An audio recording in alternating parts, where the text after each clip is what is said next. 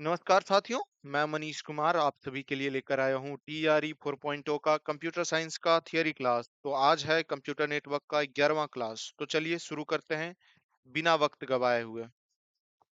तो कल का जो कंटेंट कल के वीडियो में हमने पढ़ाया IP address, IPv4 and types of IPv4, जिसमें कि class A, class B, class C, class D, class E के बारे में बताया था। आज हम पढ़ेंगे IP configuration. IP config TCP IP हो जाएगा, data communication and data transmission mode. तो सबसे पहले आईपी एड्रेस क्या होता है। आईपी को जो है दो प्रकार से कॉन्फ़िगर किया जाता है। आईपी को क्या किया जाता है, दो प्रकार से कॉन्फ़िगर किया जाता है। एक ऑटोमेटिक होता है और एक मैनुअली होता है।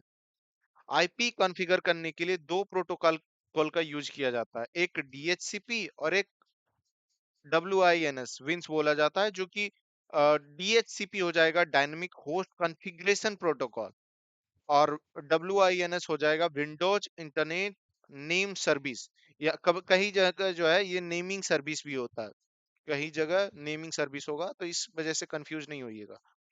DHCP क्या होता है, dynamic host configuration protocol. Dynamic ये प्रोटोकॉल जो होता है ट्रांसपोर्ट लेयर पर यूडीपी प्रोटोकॉल की सर्विस लेता है। और ये DHCP सर्वर पोर्ट नंबर जो होता है 67 होता है। DHCP का जो सर्वर पोर्ट नंबर होता है वो 67 होता है, और क्लाइंट पोर्ट नंबर जो होता है 68 होता है। अब देखते हैं विंस। विंस क्या है, विंडोज इंटरनेट नेम सर्विस या तो नेमिंग सर्विस।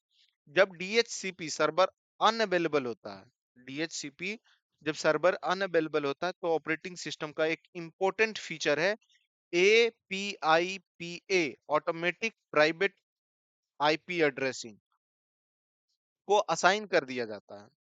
ये जो APIPA का रेंज होता है 169.254.0.1 से स्टार्ट होती है और 255-254 तक जाती है। अब देखते हैं IPv4। IPv4 तो पढ़ चुके हैं। IPv6, IPv6 क्या है, ये IPv4 का एक्सटेंडेड वर्जन है। ये एक्सटेंडेड वर्जन है। ये क्रिएट हुआ था 1995 में। ये हुआ था 1995 में। किसके द्वारा हुआ था, IETF, internet engineering task force के द्वारा। इसमें 8 हेक्साटेट का यूज किया जाता है। जैसे IPv4 में हम 4 ऑक्टेट का यूज करते थे, 4 ऑक्टेट का यूज करते थे, तभी उसका साइज जो है हमारा 32 जाता था। 8 × 4 32 जाता था। लेकिन इसमें जो होता है हेक्साटेट यूज होता है, वो भी 8। तो इसका जो साइज हो जाएगा IPv6 का 8 × 16 यानी 128 हो जाएगा। 128 बिट्स हो जाती है। हेक्सा डेसिमल नंबर सिस्टम द्वारा डिनोट किया जाता है, अतः इसकी साइज जो है 128 बिट होती है। 128 बिट कैसे होती है, क्योंकि 8 हेक्साटेट होता है। इसमें 7 सेपरेटर होते हैं। 7 सेपरेटर यानी इसमें जो है 8 हेक्साटेट को जो सेपरेट करने के लिए जो है, इसमें जो है 7 सेपरेटर यूज किया जाता है।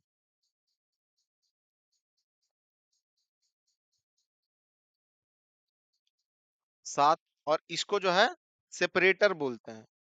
ये सब क्या हो गया, सेपरेटर होता है। TCP/IP model. TCP/IP मॉडल जो है ट्रांसमिशन कंट्रोल प्रोटोकॉल या तो इंटरनेट प्रोटोकॉल मॉडल बोलते हैं इसको। ये इंटरनेट वर्किंग प्रोटोकॉल मॉडल है। ये ट्रांसपोर्ट लेयर पे काम करता है। ये जो है एक और नाम से जाना जाता है DoD model, department of defence model. किसके द्वारा बनाया गया था, तो आरपा के द्वारा। आरपा के द्वारा ये 19 जो है एक्सेप्ट कर लिया गया था डीआरपा के द्वारा 1993 में। 1993 में जो है डीआरपा के द्वारा एक्सेप्ट किया गया था। उसी दिन जो है फ्लैग डे मनाया जाता है। फ्लैग डे मनाया गया था।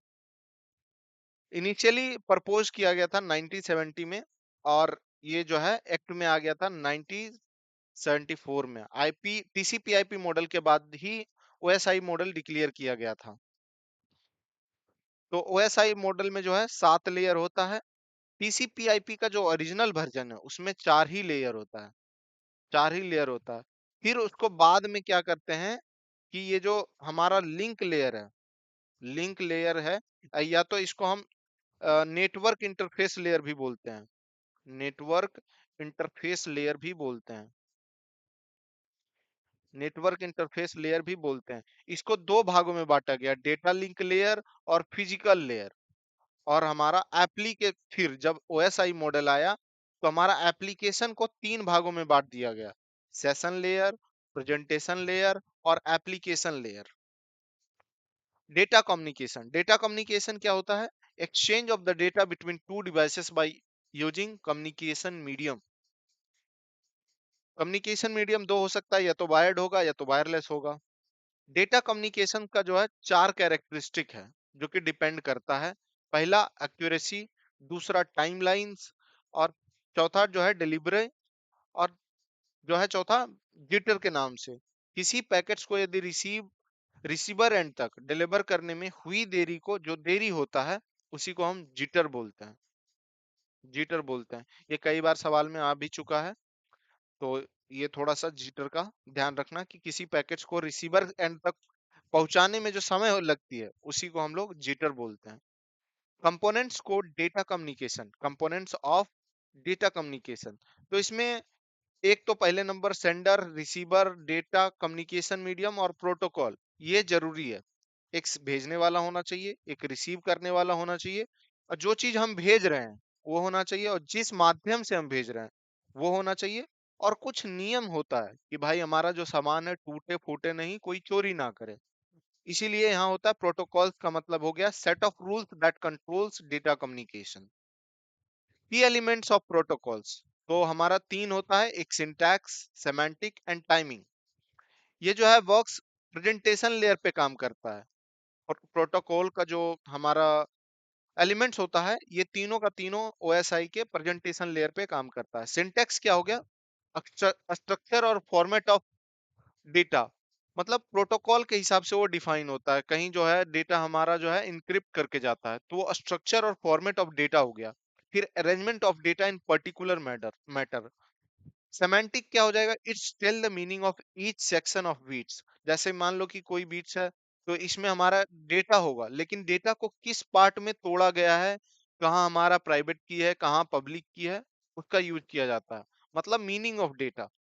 फिर टाइमिंग, यह एलिमेंट बताता है कि किसी डेटा को कब और कितनी स्पीड से सेंड करना है, ये होता है टाइमिंग। डेटा ट्रांसमिशन मोड का मतलब है to define the flow of data between source and destination. Source मतलब सेंडर, डेस्टिनेशन मतलब रिसीवर, कहाँ वो पहुंचेगा, कहाँ से कहाँ जाएगा। It defines the direction of data flow. Data directional mode जो है रिस्पॉन्सिबिलिटी होता है, ये फिजिकल लेयर पे काम करता है, ये फिजिकल लेयर पे काम करता है। ये तीन टाइप का होता है, सिंप्लेक्स, हाफ डुप्लेक्स और फुल डुप्लेक्स। सिंप्लेक्स क्या होता है? ये यूनिडायरेक्शनल होता है, सेंडर टू रिसीवर ओनली, सिर्फ सेंडर ही रिसीवर के पास भेज सकता है, ना तो फिर रिसीवर सेंडर को भेज सकता है। Sender can only send the data but can't receiver, receiver can only send the data, can't sender. तो यहाँ हो जाएगा receiver is known as also sink. ये बात याद रखिएगा, रिसीवर जो है एक सिंक के नाम से भी इसमें जाना जाता है। सिंप्लेक्स में यदि पूछा जाएगा कि रिसीवर को और किस नाम से जाना जाता है, तो वो सिंक होता है। For example monitor, keyboard, mouse, speaker, printer, scanner, TV, radio etcetera. एक साइड सेंडर है और एक साइड रिसीवर, ये यूनिडायरेक्शनल फ्लो होता है। हाफ डुप्लेक्स, इसमें क्या होता है? सेंडर डेटा को सेंड करता है तथा रिसीवर को रिसीव करता, और नीड होने पे, जरूरत होने पर सेंडर जो है डेटा रिसीव भी करता है और रिसीवर डेटा सेंड भी करता है। मतलब मैं भेज रहा हूं किसी को, और जरूरत पड़ने पे वो भी मेरे को भेज सकता है। ये जो है यूनिडायरेक्शनल होता है, लेकिन एक सिंगल टाइम। जिस समय मैं भेज रहा हूँ वो नहीं भेज पाएगा, जिस समय वो भेज रहा होगा मैं नहीं भेज पाऊंगा। तो एक साइड से जा रहा होगा तो दूसरे साइड से नहीं आएगा, लेकिन एक साइड से चला गया तब दूसरे साइड से आ सकता है। तो one direction at a time. Full duplex क्या होता है? ये बाई डायरेक्शनल होता है, by directional communication at a time.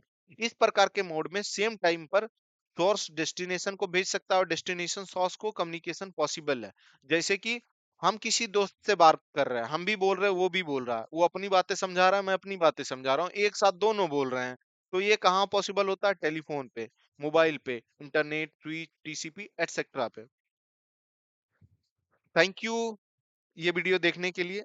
आज के लिए बस इतना ही। अगर ये वीडियो पसंद आया हो तो लाइक करें और टीआरई का प्रिपरेशन करने के लिए सब्सक्राइब करें। मिलते हैं अगले वीडियो में। जब तक सीखते रहिए।